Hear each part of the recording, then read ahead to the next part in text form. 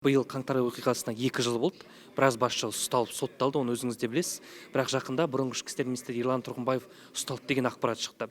Сіздің ойыңызша осымен қаралы қаңтарға қатысы бар басшылардың ұсталуы осымен аяқталды ма? Қаңтар шындығы ашылды ма? Жоқ, ашылған жоқ, ашыла түседі. Өзіңіз білесіз, қаңтар оқиғасына дейін 1 жыл бұрын ақш-та Вашингтон қаласында олардың мәжілісін жаулап алу әрекеті болған еді. Мысалы, соның соттары әлі жүріп жатыр. Трампқа әлі күнге дейін айып тағылайын деп жатыр. Ерте ме кеш пе ол соттың болатыны анық. Сіздің айтағыңыз осы оқиға алып келді деген айыптаудың біреуі бар. Сол сияқты да мынау тұтқынға түскен адамдар уақыт өте жан-жағын ойлана бастады. Олармен тергеушілердің жұмыстары жалғасып жатады. Қосымша ақпарат беруі мүмкін. Мен шынында айтсам, мен кінәлі емеспін, маған мынадай тапсырма келіп еді дегендей. Адвокаттары бар, ағайын туысы бар. Адам енді қапасқа түскеннен кейін неше түрлі ойлайды ғой. Неге мен ғана жауап беруім керек, неге мыналар жауап бермейді, немесе осындай тапсырманы адамдар бар деген сияқты әңгімелер туындайды. Сондықтан менің ойымша бұл әлі толыққанды біз енді шындығын ашып біткен жоқпыз, әлі оған да уақыт керек. Бірақ осындай оқиғалардың, осындай фактілердің түпкілікті үлкен жиынтығы сомалай келе, жинай келе үлкен бір шындықты ашады деп ойлаймын. Жоқ, қаңтар шындығы ашылды деп айтқанда дұрыс емес. Қаңтарға қатысты лауазым иелері барлығы ұсталып болды деп айтуда шындыққа сәйкес келмейді.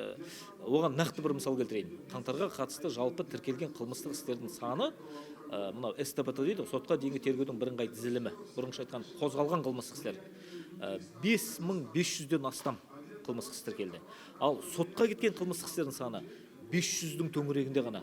Яғни барлық қылмыстық істердің 10%-на да жетпейді. Сондықтан да бұл біріншіден Тұрғымбаевпен шектелмейді, екіншіден әлі қаңтар шындығы толық ашылды деп айтуға болмайды.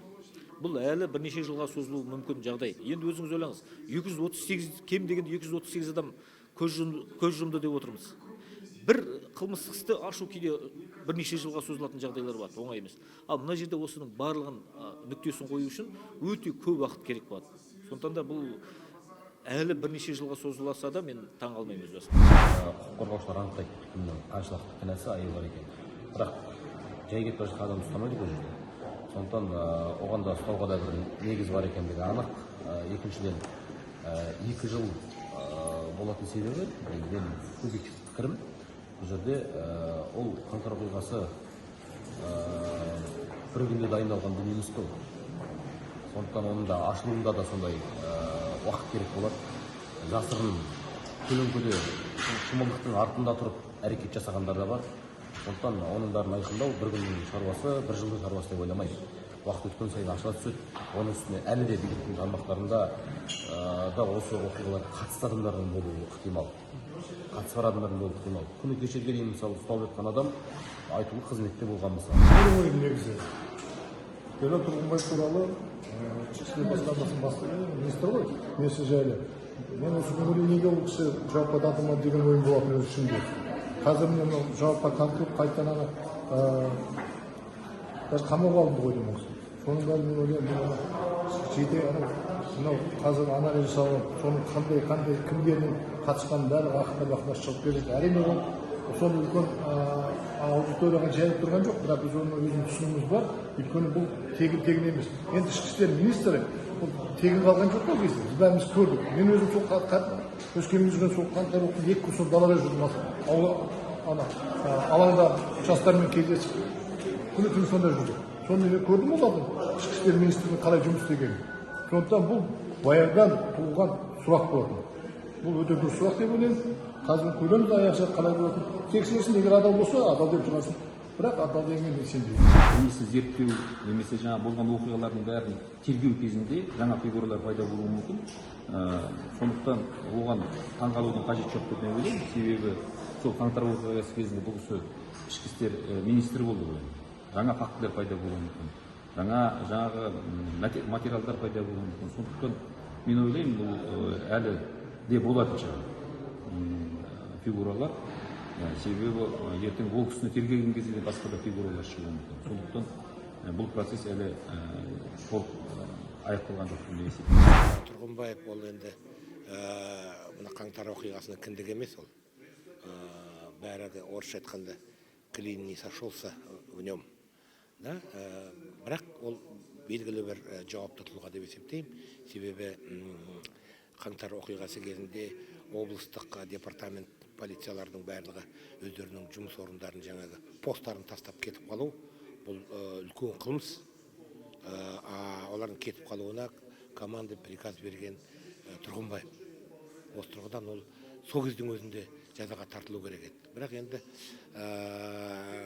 кеш болса да ештен кеш жақсы дейді. Қазір оны тергеуге алып, қамауға алуы, бұл мен ойлаймын қаңтарға қатысты әділеттіліктің бір үлкен бір белгісі деп ойлаймын. Бірақ бұнымен біткен жоқ қаңтардың мәселесі. Қаңтардың мәселесі Қазақстанда бұл ұзаққа созылатын процесс болады деп ойлаймын. Шынымды айтайын, қаңтар оқиғасының толығымен мемлекет өз қолына алып, кінәлілерді жазалайды деген сенімім бар менде. Бірақ енді ол бір күнде орындала қоймайды деген мен одан аулақпын. Сондықтан да Ерлан Тұрғынбаев егер шын мәнінде кінәлі, кінәсі бар, қатысы бар деп есептеліп сұрауға тартылса, демек құзыретті органдар онымен айналысу керек. Бірақ енді шын мәнінде алдағы уақытта мен ойлаймын әлі де осындай істер жалғасады. Сіз оны Тұрғынбаевты айтып отырсыз, ол да осы қазақтың азаматы ғой, Қазақстан. Сондықтан әр нәрсені өзі уақыт таразылайды ғой. Уақыттың өзінің өлшемі бар. Әркімнің өзі атқарған ісіне, жіберген кемшіліктер үшін заң алдында бәріміз бірдейміз. Қазір жаңа қоғам құрылып жатыр. Заң алдында, мемлекеттің ата заңының алдында әрбір қазақстандықтың оның шеніне, лауазымына қарамай заң алдында түгелдей жауап береді. Сондықтан оған бір қаңыр қақпайтын ешнәрсе жоқ. Бұл қалыпты жағдай. Бұны бізде қоғамда демократиялық процестердің барлық салада жүріп жатқанын айырады.